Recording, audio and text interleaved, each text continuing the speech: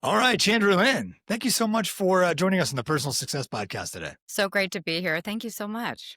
Who is Chandra Lynn and what does she care about? Who is Chandra Lynn? How am I possibly supposed to answer that without taking the entire podcast? Because we're all multifaceted diamonds, right? Which True. facet would you like to know about? Yeah.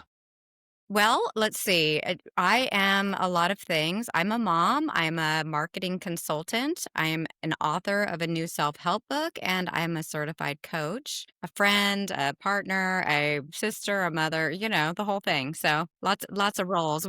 What is your mission? My mission is to help people love life. And I want to do that even when it's messy, even when it's hard, or because it's messy, because it's hard. I think as a teenager with hormones coming in and all of that, I struggled with some depression and things like that, and some emotional challenges with building resilience, having,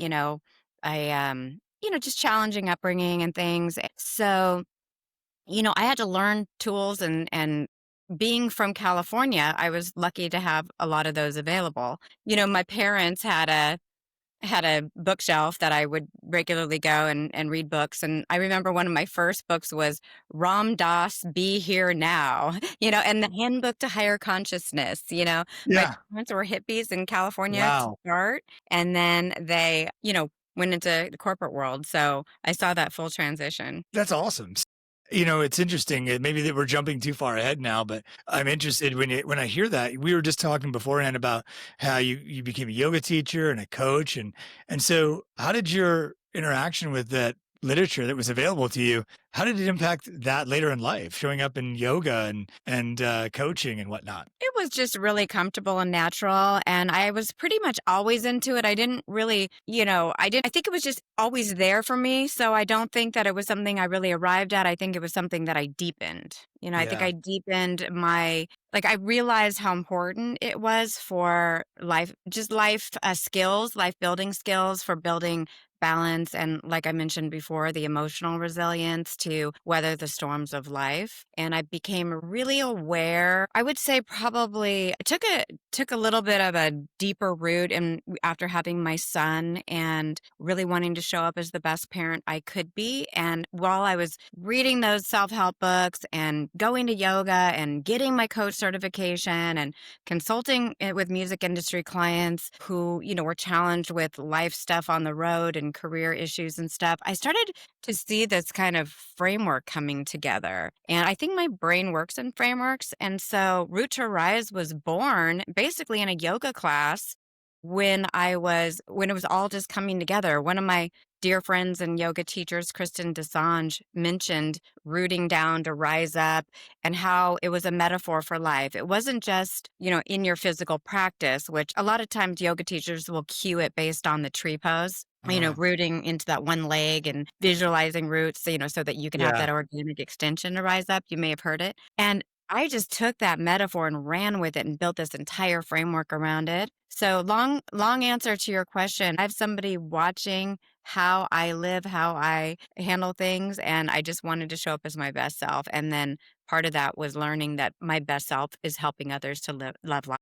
Well, let me just the parental stuff really resonates with me. As I was saying, I have a 2.5-year-old, two and a half year old boys, and they are just they really have you questioning everything, right? It's like, what was I doing that was so important for the first, in my case, 40 years of life? But it's interesting.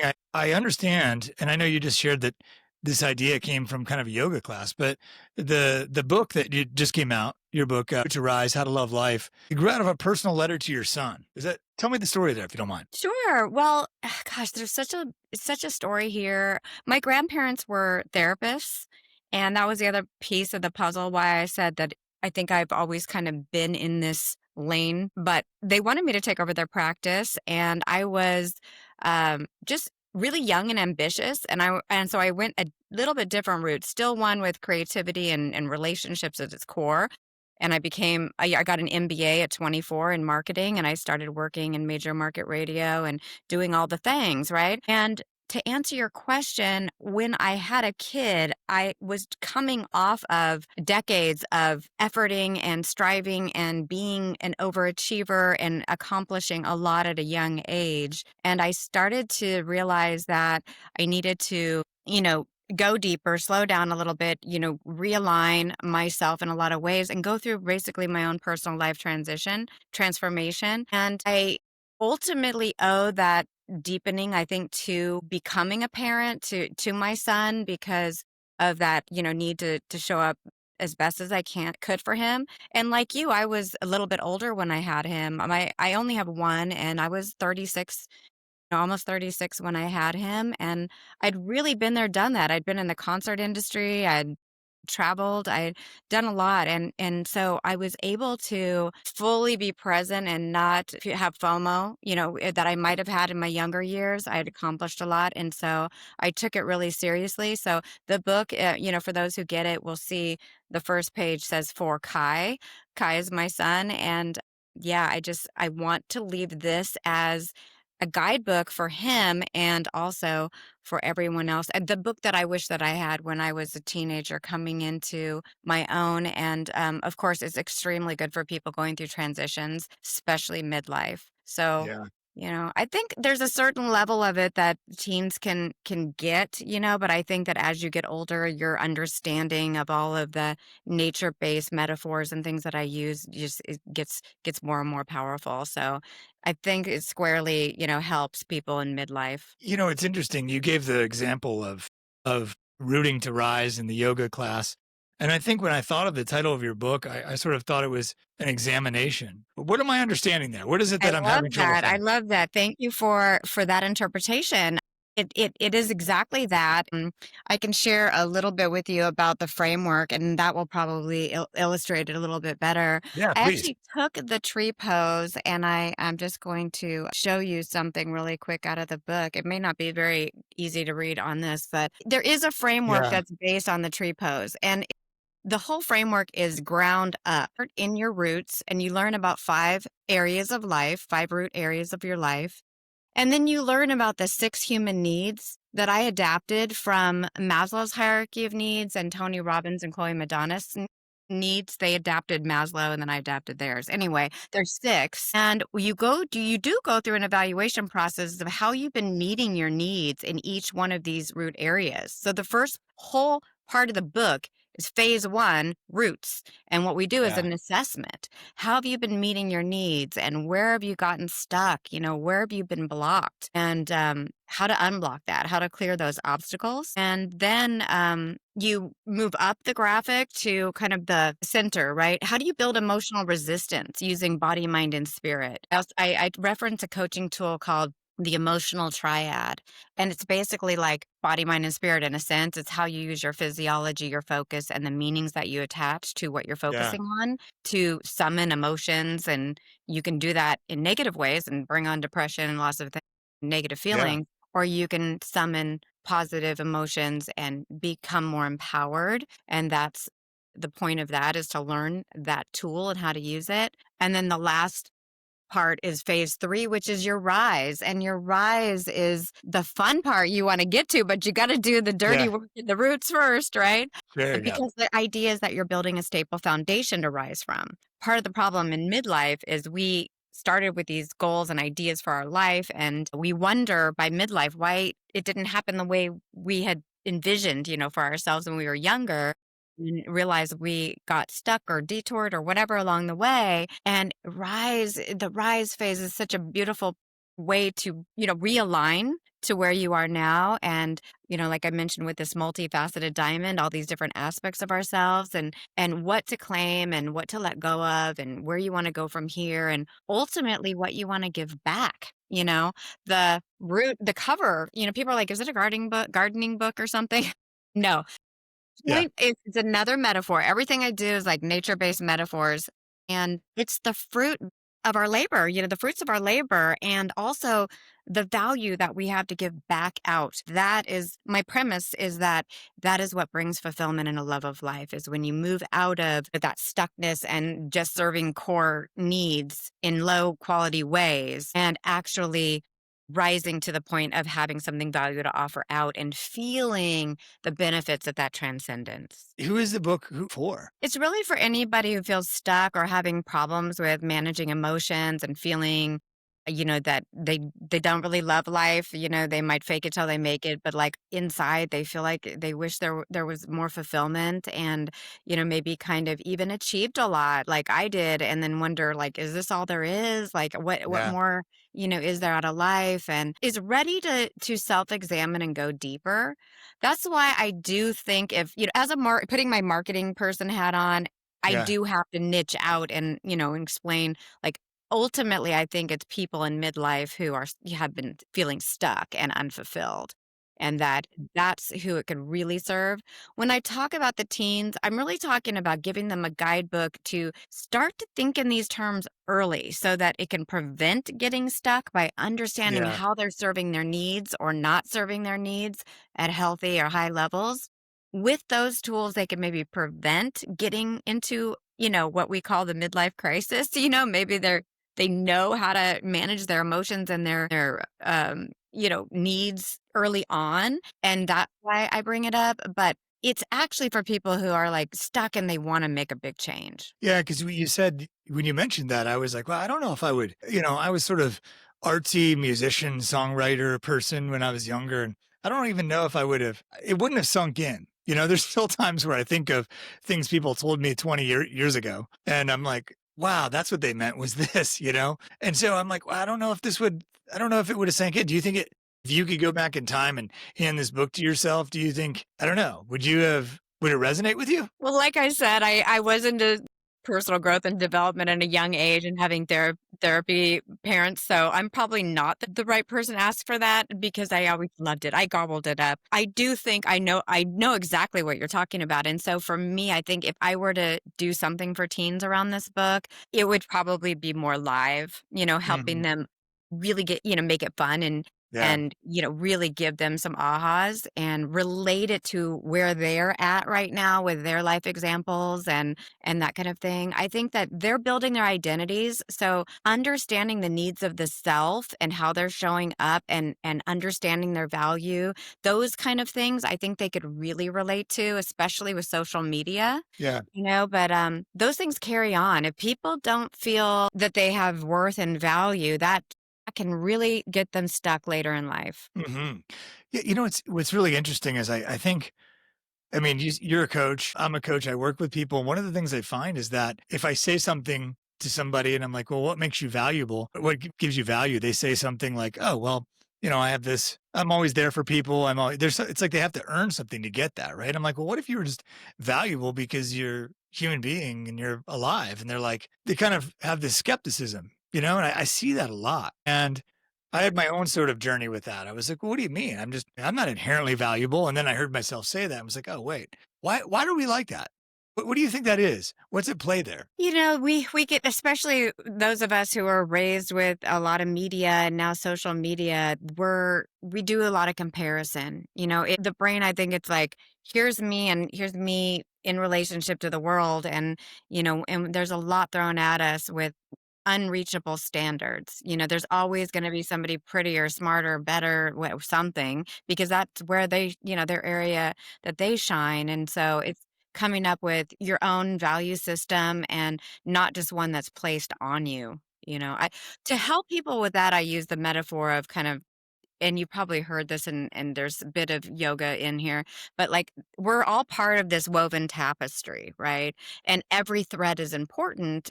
Imagine having, a quilt or something and a big thread is missing, it's snagged, it's messed up, then you probably, donate it. So if all of us take personal responsibility to show up as our best selves and do the work and, go deeper and show up better and offer something out, it's just the most beautiful quilt, right? And so everyone is responsible for that, in my opinion, and everybody has a value in there, because if there are lots of threads that are snagging, that it's not a pretty quilt, nobody's gonna, want that. So I think it's understanding where you are in the bigger picture and that you are part of it. I think sometimes the world seems so big that you don't think your thread works. I see that a lot in politics with people, Yes. thinking, I'm not even going to vote because what does it matter? But if you have this mentality that you're part of this fabric of society, and that you do have a responsibility to show up as your best self. And if everybody did that, what an amazing place it would be. I wouldn't Mhm. need to write a book about loving life because everybody would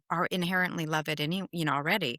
But that's not reality. There's a lot of Yeah. broken parts and a lot of snagged threads out there. Yeah, I think that that was definitely one thing. I think yoga helped with that. I just didn't believe that we were sort of connected, right? I just was like, "Yeah, that's sort of whatever," and I'm trying to think of what actually changed my mind on that, but I think it's just, when I talk about, like, that mycelium that connects, like, trees in the forest, right? It's like, we discovered that in the '90s, you know? It was like that wasn't that long ago, and, trees are talking to each other about, and, that I think maybe even when I was growing up in the '80s and '90s, that would have seemed kind of a fantasy. But I think that there's just something it's so obvious that, we're sort of in denial about it, or that's my experience at least. But there definitely is a connection between us that's sort of undeniable. When I think about, like, I love the simplicity of the subtitle, which is just how to love life. And so, I just think it's funny because there's sort of this profound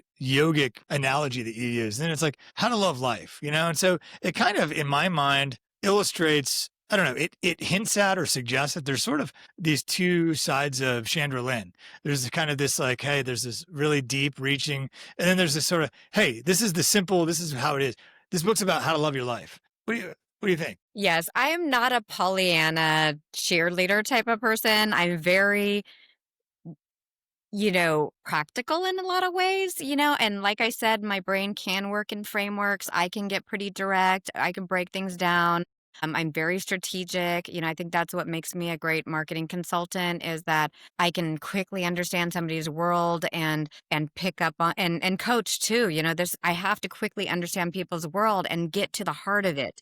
The coaching style that I was trained on was called strategic intervention. And it was really about the fastest way to transformation. And you look for leverage points with that person. You understand their world enough to, I'm listening for certain things. There's, all of this going on, methodology going on.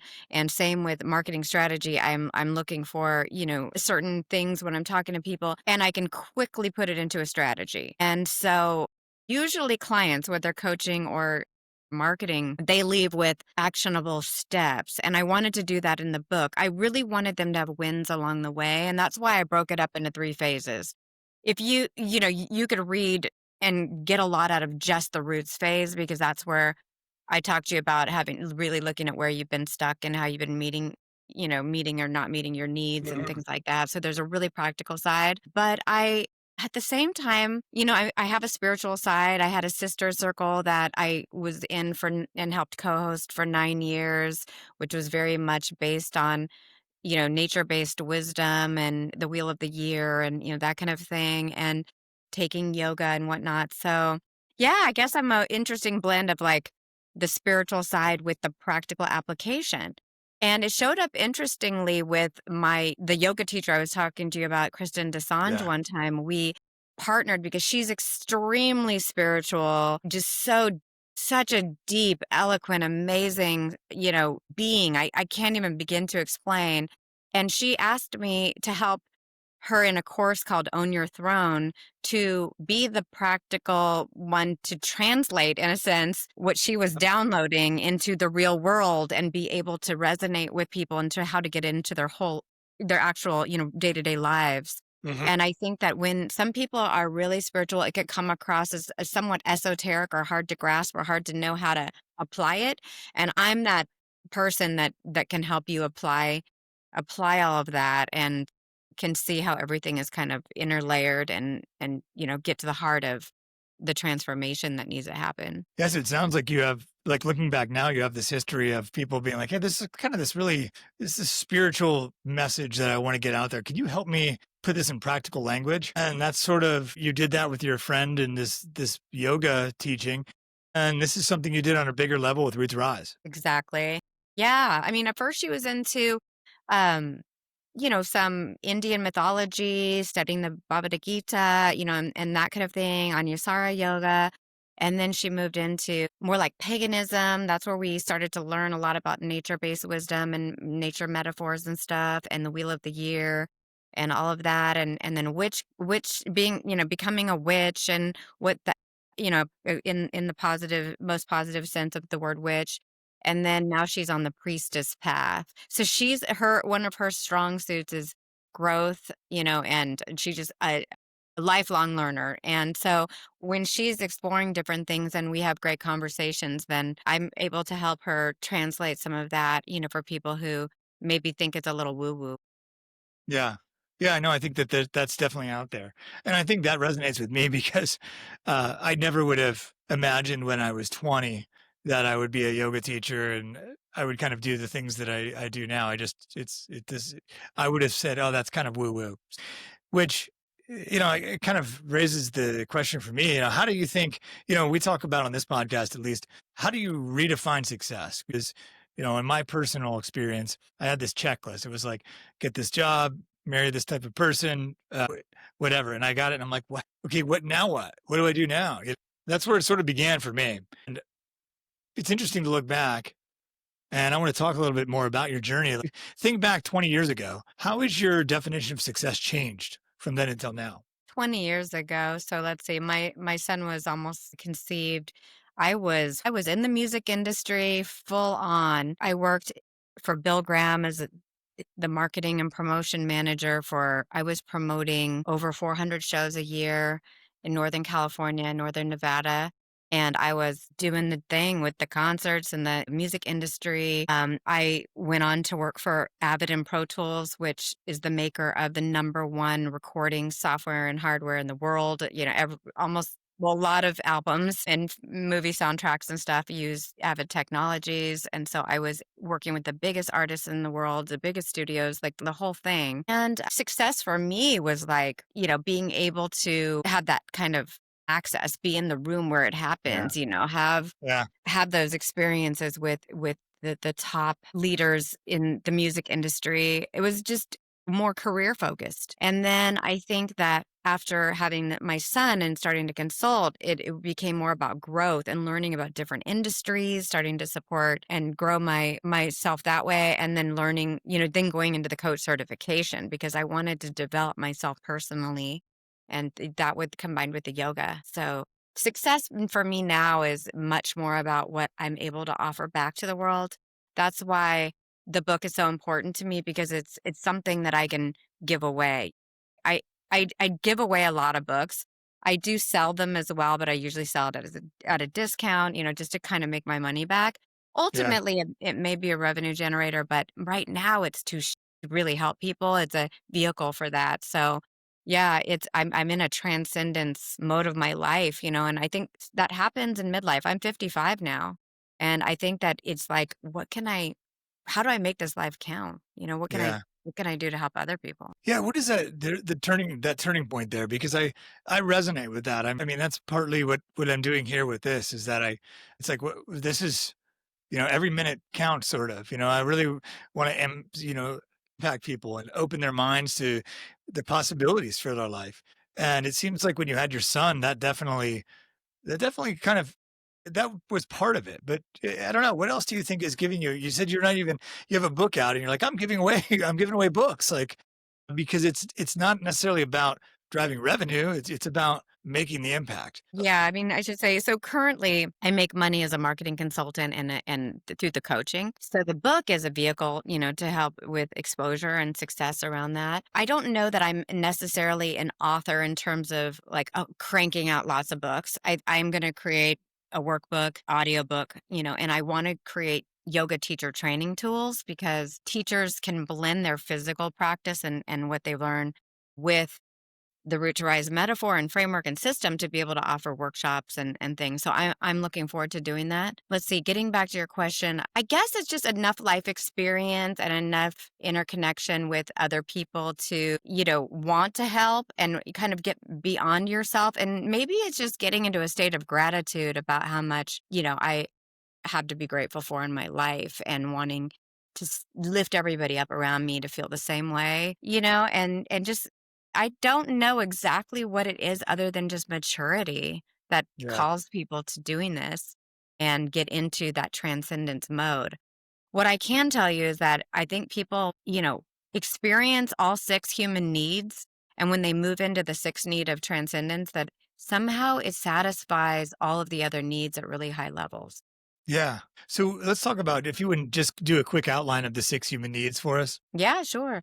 Certainty, security. If we're not secure with a roof over our head or food on the table, or just, we're just, on a hamster wheel trying to make ends meet, it is a little difficult to get into this, mode of helping other people. I mean, you might help people in lots of little ways, but like making big strides too, because you're so focused on having to make ends meet. That can show up in all kinds of ways too. Security is not just for people that are, struggling financially or whatever. It can be something that is internal from how you grew up. You could have had uncertainty later in life, and you might have tons of money now, but you still feel like, how you did when you were younger, and with the instability that was part of your roots. Just so that I don't take the whole time explaining the needs, that's one example. And there's what I call, like, the positive sides of security, which is, hey, you might keep a job a long time, you might stay in a relationship and be able to embrace commitment.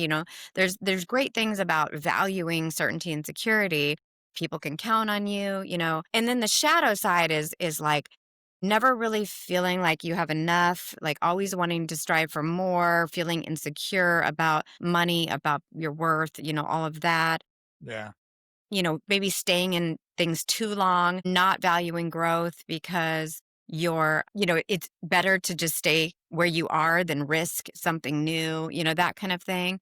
So that's an example. When you get into the training and the reading the book, I go really deep into each need. So and I explore all that kind of stuff. So I'll go through the other five more quickly. Uncertainty and variety. As much as sometimes we need certainty and security around things, we also need spice in our life. We want It's to novelty. experience things and get out in the world, and Yeah. and whatever way we do that. It could be watching lots of movies. It could be eating lots of different types of food and exploring, different restaurants. It could be, in dating a lot of people. I mean, it's just there's lots of ways that what having a need for variety can show up. And then the need of self I mentioned earlier. Having a need to feel like we have self-worth, that we have significance in this life, and that shows up as a lot in careers and relationships, feeling valued and whatnot. How we serve our needs for self is really important. Our need for growth, we need to grow. Sometimes if you're not, I feel like if you're, and actually Tony Robbins a lot of times says, if you're not growing, you're dying inside. Yeah. We do want progress. And intimacy, connection, is another one, where feeling like we have a connection with other people. And there's intimacy with yourself, that into me I see, and then there's the intimacy with others into, me you see, all of that. And then the last one is transcendence, which is what we talked about earlier, about just really wanting to give back and have a value and that goes beyond our other needs. It's That's the interesting. fastest way I can explain it. It's like, listen, No, this book literally half of it is explaining the needs yeah, practically. no, I love that. And I think I think it's helpful to see you naturally kind of explain it. And it makes me think of, there's something I share that on with many guests on this podcast, that I sort of have this idea of, now I looked at it through like the resource lens, like the resource of time and money and attention. And I sort of found this sort of, and I'm realizing I might just be ripping off Maslow here. Um, Once you're fully resourced in these areas, the areas that are most important to you, your instinct is to reach out and help other people. And maybe that's not the same wording you would use, but that's kind of what you're pointing to with this transcendence phase that you find yourself in. And that's sort of root to rise, to sort of carry on that metaphor, that analogy. It grew from that transcendence. 100% the reason for the book. And it's the guide to how to get there, because there's a lot to look at. I mean, if you just look at those six needs, which took, I don't know, I didn't really go into them all, but you kind of have to dive and really understand them and how they apply to these five fundamental areas of your life, which can be splintered off into all kinds of different facets of life. Believe me, it could, I Yeah. just chose five major root areas for simplicity. There's lots of different ways. And so when you're looking at how you're meeting your needs in all of those different ways, it can take, a lot of introspection. And that's just the foundational work. Once you evaluate that, I created a tool where you could do what I call that's called a needs assessment. I'm assessing my needs in my 5 root areas, and now I'm super fast. Like I can do it without a worksheet. I can do it without talking to anybody about it. And actually, sometimes when I'm talking to people that know how to do it, I can say, where's your health right now? And they'll be like, I'm at a 6. Like they know already, and we can dialogue and come up with strategies really fast on how to increase those levels. And ultimately, I think when you talked about success earlier, that one other way to define it would be to to work towards having your roots in balance as much as possible. If you're serving the needs of each root in a really healthy way, then you can use the needs assessment to identify, especially when you're super overwhelmed, where to put your focus. And if Yeah. you learn to do that really well, you can keep your roots in balance for the most part. There's going to be things that come in that, throw you off balance, but then you know how to quickly adjust for them instead of being so thrown off and so overwhelmed that you can barely function, which Yeah. happens to a lot of busy people. It's interesting. I just want to highlight that you said work towards, not get a 10 in every category. Yeah, I mean, I like to strive to an 8, 9, 10 life, but different roots are going to dip down, our needs, things happen. And you'll see in the book, I talk about some really big, heavy issues and, grief and loss, losing a job, losing a partner, there's things that happen, both because of hard choices we need to make, and also things from external forces that we have to build that emotional resilience around. And when we don't have emotional resilience, we cannot keep our roots in balance, very easily, or course correct, when they start to get off balance. And this is hopefully providing people with a tool to be able to quickly assess and know where to focus so that they don't get overwhelmed, and they can and have strategies for meeting those needs at healthy levels to turn to when they're feeling stuck or overwhelmed. Well, I think I really like that because it sort of suggests like that it's not about getting to 10 and then being like, okay, I did that. It's about sort of mastery, right? Which is sort of lock yourself in these 5 categories, which are health, family, relationship, career, and friends, right? And then you just work towards building those. And that's sort of where life happens. Exactly. Yeah, you can't keep it all in balance all the time at a 10. I mean, that's setting unreasonable expectation, and that's where you might want to look at things like perfectionism and your value system and your self-worth, because, that's putting a lot on yourself to expect. I think it's okay. I'll give you an example. To Rise actually started as an online course, and then I started doing live workshops. Yeah. I remember and both women and men, and even some people brought in their 20 something kids, it was really cool. Anyway, I remember one guy came in and his wife had died of a rare form of cancer. And he said, my love root, my relationship root just literally got severed by that. And that's something that takes, time to work through. And, so to expect yourself to be at a 10 in your relationship root after your wife died, I mean, it's just unreasonable. So working on how to open him back up to love eventually, and things, was part of the focus, which he was able to do. And I'm just so happy for him now, because, his wife that he lost was definitely the love of his life. And to be able to be vulnerable enough and open enough to love again is such a beautiful thing, such a strong, powerful thing. So you mentioned that it was a workshop, and I understand you're going to release a companion workbook with the Root to Rise book. What does that work look like? In our midlife, it's like I hear people saying, how are you supposed to be 45, 55 and make friends again? What does that work look like in your workshop or the book? How do you guide people with that? Yeah, I actually went through that myself, because when I told you I was in the concert industry and I was out, nights and weekends and working and stuff. It wasn't just like a friend thing. I was definitely not that available to having local friends. And when my son was born, I realized I didn't have my own version of a Cheers or whatever. I didn't have a local Yeah. hang or, things. I had friends in LA, Nashville, New York. I'm in the San Francisco Bay Area. And I realized I need to grow my local community. And it was really through yoga and Kristen's classes and stuff that I Yeah. started to reach out. So in addition to just showing up, trying to be consistent, I would put out olive branches. I would ask somebody, "Hey, you want to go to coffee or tea after this and chat and get to know each other?" Or, Yeah. we want to go on a walk and talk, or, "Hey, I'm having this thing. Do you want to join?" Like, I started to realize that it wasn't just going to come to me, that I had to actually put a little effort in and open myself up and do some reach outs and show up with value, what I could help add to their life. And through that, I built the most amazing network of friends locally.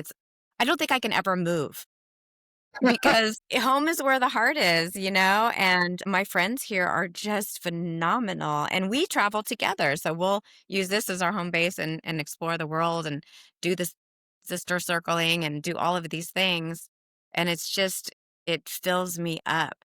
Yeah, that's awesome. I did a little research just to see what people were saying about the book, right? And there seems to be sort of a particular excitement about chapter 8, which is friends. And I wonder, have you gotten this feedback? Interesting. And maybe it's because of the age group thing that we kind of mentioned, that it's like I've heard people say, how are you supposed to make friends at this age? And I don't know, there seems to be some excitement. I saw chapter 8 about friends mentioned several times. Yeah, and the other one I've gotten is that they say it's like, the reading the book is like talking to a friend. And I think a part of that has been my tone, throughout the book. It's very encouraging. It is like, hey, let's talk and everything. And so I've seen that one. But yeah, as far as being open to friends, as you get older, I really have seen it even with my son's age group, trying to find his people, going from high school to college. He's at UCLA now and trying to figure out who his authentic true friends are. Are they still the people in high school, or is it the new friends that are resonating with where he is now, and how to update that? I have a tool in the book called the intimacy ladder, and it's Yeah. really about helping you assess that. And I think it's really important because some people have, it gets back to your needs. How much do you need, quantity or quality, and all of that? If you have a high need for connection and intimacy, then you can get that through just a few close friends by going deeper, or you can get that through putting yourself out there more and having a bigger group of friends. Hmm. And maybe your friends are offering different things. Like, I have friends that I pretty much only meet at the gym, but they keep me motivated. And there's lots we talk about at the gym, but we don't seem to get together that much outside of the gym, And then I have Yeah. my travel buddies and stuff. I mean, I have a few friends that are kind of, do it all with me, but sometimes it's about expectations and having properly aligned expectations with your friend group. I talk a lot about having good communications about the expectations that you can have with your friends, because sometimes we have an idea about what a friend is how they're supposed to show up for us, and when they Yeah. don't, we can get really disappointed or even mad, but they may not have ever agreed to showing up that way in the first place. You know what I mean? Yeah. And so they might have other priorities, like they're busy in their relationships or with their kids, and they're not always available to you. Or maybe they once were, you were besties, you're doing everything together, and then they entered a relationship and they're not as available anymore. And that makes you feel like a lower priority. Talking about the change in expectations and providing reassurance, just like you would with a romantic partner, but with a friend, can be really Yeah. helpful to realign. So I think Yeah. there's two sides of it. One is attracting new relationships to Yeah. have friends that are where you are at now, and not necessarily just the ones, the buddies from that you grew up with that may or may not have taken the same path. And then there's the how do you have manage proper expectations and great communication with your friends to weather the storm with each other. My will friends will see you through everything, right? And it's unconditional. They will see your jobs might change, you might move, you might go through multiple relationships, you might have losses in your life, and they bear witness to it all. So there's just so much respect and love that I give to my friends for still choosing, to be there for me.